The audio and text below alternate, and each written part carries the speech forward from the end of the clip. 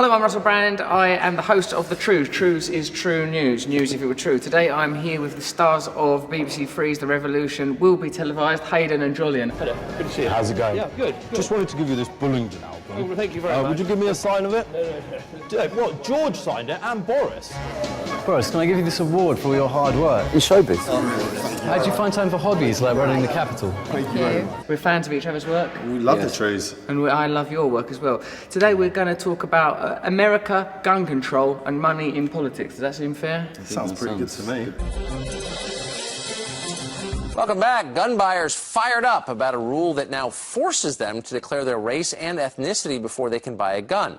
Well, Emily Miller, the investigative reporter for Fox 5 in D.C. and author of Emily Gets Her Gun, joins us to explain. It's interesting that Fox are wading into the... Like, typically when you hear Fox talking about the subject of race, you think, oh no, they're going to say something bad, I'm about to be embarrassed. But in this instance, I think they're going to pursue a different direction because they prefer guns to racism. Well, I think they're outraged, aren't they? Because they're supposed to be being racist about Muslims now.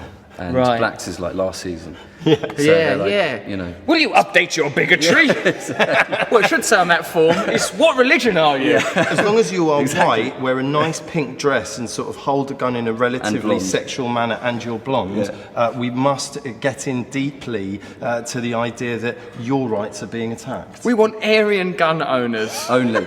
They'd be more offended if that woman was holding a halal kebab. Emily, welcome. Glad to have you on this morning. Now, Thanks, these Russell. questions have been on the forums for an awful long time. And I remember answering these 20 years ago when I bought a shotgun. What's his angle? I've been owning guns for ages. These 4 questions have been around for time. He has to say that to tick the box. I own a gun, by the way. Just saying. And 20 years ago as well, okay? Everyone's been owning guns for 20 years, so this is a big deal now. Oh, Radiohead. I was into Radiohead when no one had heard of them. They've been nostalgic about it. It's like me with these two. I'm like, oh, into TV activism and pranking, are you? I was back in the early 90s. I learned my pranking with Mr. Motivator. Is it now mandatory to answer them? And if so, why? They always tell you that gun ownership, the reason it's integral is because it's the Second Amendment, the right to bear arms. It's part of, I guess, it's their proxy religion. The reasoning is that the more guns, the safer you are. Yeah, it's because of a sort of a spiritual and moral reductivism, because that argument, the only thing that can stop a bad guy with a gun is a good guy with a gun, does somewhat override Solzhenitsyn's pertinent observation that the line between good and evil runs not between nations, creeds and religions, but through every human heart. Fuck Solzhenitsyn! Well, it's always been mandatory to fill in the blank. It's always had the question of race in it. What changed in 2012 in the Obama administration is one of the things is they took out the box other. So if you didn't want to give your race to the federal government in buying a gun, if you felt there's no need to, since you're exercising your constitutional right, as you said earlier, you didn't have to. She's outraged because this racism stands in the way of gun ownership. We did some sketches where we visited a gun range in Texas where children can have, birthday parties where they can just shoot guns. And what was the thing that you were shooting? It was it was Bin Laden, but with a heroin needle in his arm. No, it was zombie Bin Laden. Bin Laden. That's sort of very complicated, because if I met a zombie Bin Laden and then found he'd overcome his strict Muslim principles to become a heroin addict, I don't think I'd shoot. I thought, bloody hell, let's talk about this new direction you're going in. Another thing worth considering is that from my own personal moral perspective is when I'm confronted with a right-wing woman with a gun, I get confusing urges. Why does the government need to know my race or ethnicity to buy a gun? What law enforcement reason is there for doing that? Or for any reason, for that matter. For any reason. There's no reason, ever. There's no conceivable reason to ask people any questions. I mean, I don't agree with the racism in the form, but what's striking and extraordinary here is the amorphous nature of how plasticine Fox can be. How are they going to go back to racism in the next item? Like, that's the thing. I don't know, Russell, but they definitely will. Okay, next up, Mexicans are trying to get in our fucking country. Let's build a great big jagged tower. It's a completely creepy, out-of-bounds question that's nobody's business. So why not a massive campaign of civil disobedience where everybody who buys a gun claims to be American Indian and prove I'm not? Give me a blood test? I mean, no, really, why not do that? What has happened to Fox News? Why are they suddenly calling for everyone to take up the plight of the American Indian? I mean, that was unforgivable, the way we ethnically cleansed this country. I mean, smallpox in blankets. I mean, the river is my brother. The air is my sister. Why does it all matter? You know what? I don't want to work for fucking Fox much news anymore. Now on to Iraq. Bomb them. Bomb them again. Bomb them. Mexicans are worse than us. Black people are lazy. Here's the weather. Has anybody challenged the notion that it's government's business what race you are? Isn't the lesson of the 1940s that we're against racial classification? No? Isn't this the channel that actually has been pursuing the idea that Barack Hussein Obama was sort of raised as a Muslim? Yeah, they're Am really I watching keen a on different that. Fox Why News? is race an issue? Why is it an issue? I mean, it's an We're issue all with the Obama. same. Why is it an issue with guns? It's amazing. But it's amazing, isn't it? Because what they do is they have this kind of amazing ability to sort of retrench themselves with an issue where they have the moral clarity to say race is not an issue, and then sort of like make it such a pertinent issue that it gets in front of the actual story. Yes, because I think that what it is that there's a sort of if you think of Fox News as a machine that wants to preserve the status quo, that's what they want to do. So in this, I think money trumps all. So in a situation where like an affiliate of theirs, a sort of a moral, NRA. spiritual affiliation, like the NRA, Spiritually affiliated. We're spiritually On a deep affiliated. spiritual level with the NRA. Hello, brother NRA. Now let's go outside and shoot some people out of trees. It's a sort of a question. It's a hierarchy of ideologies, and their primary ideology is capitalistic. I just keep consuming. wondering. Well, what can I is just say the proof of that is this guy Cody Wilson who put the plans to a plastic gun that you can make from a 3D printer, like there's one over there.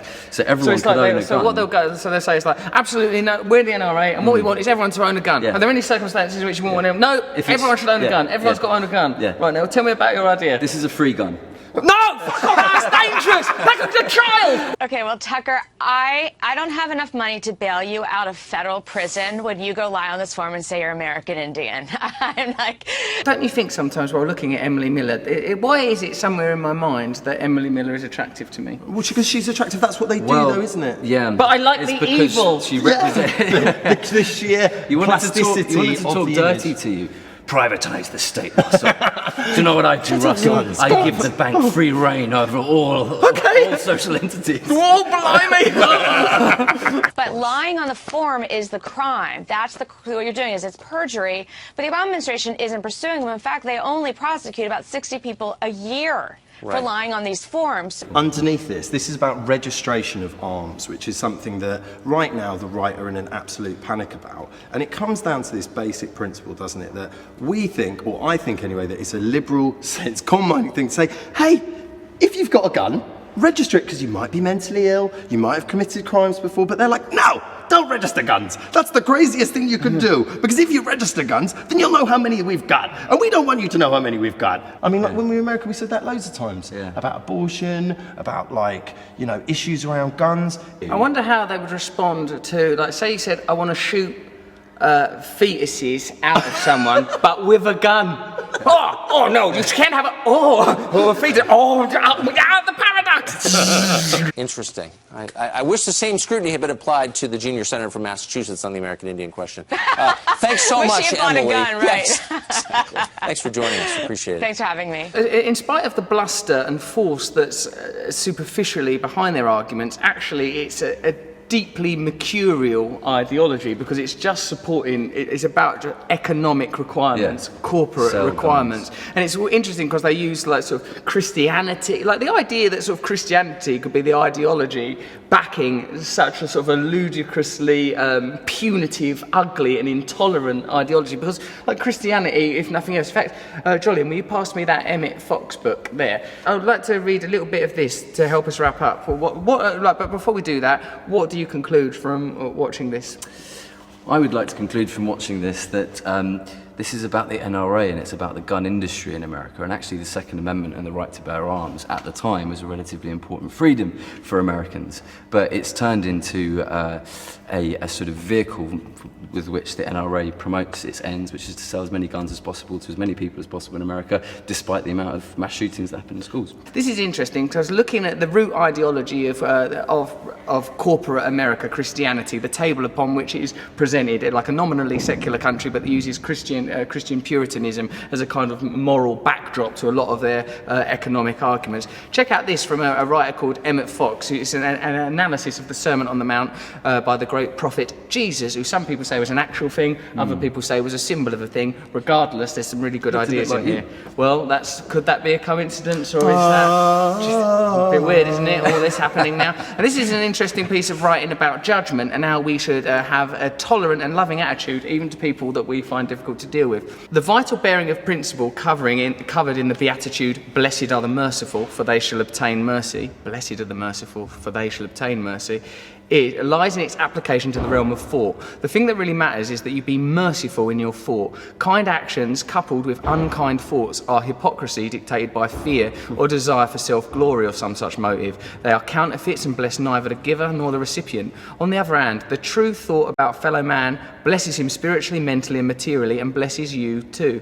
Let us be merciful in our mental judgments of our brother, even them on Fox News, for in truth we are all one, and the more deeply he seems to err, like, Sean Hannity, Bill O'Reilly, David Cameron, all them lot, Rupert Murdoch, the more urgent is the need for us to help him with the right thought and so make it easier for him to get free. We've got to liberate them. We've got to free them from the tyranny of their own minds. So those of us that are kind of awake and tuned into these arguments, it's not like, because sometimes, like for example, like last night when I was at Pride of Britain, I thought, well, I'd like to go up to David Cameron and hit him over the head with a plant pot. But then I thought, that's not a cool thing to do. If I see David Cameron, I should try and be loving and graceful. A bit more nuanced than that.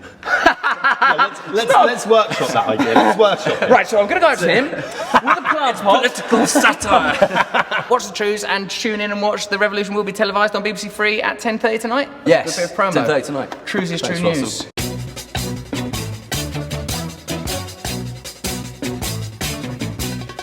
Nose is a tool that is abused to fool you and to leave you scared and confused. Trews is like the news. If the news was true, I want some Trews. Let's have some Trews.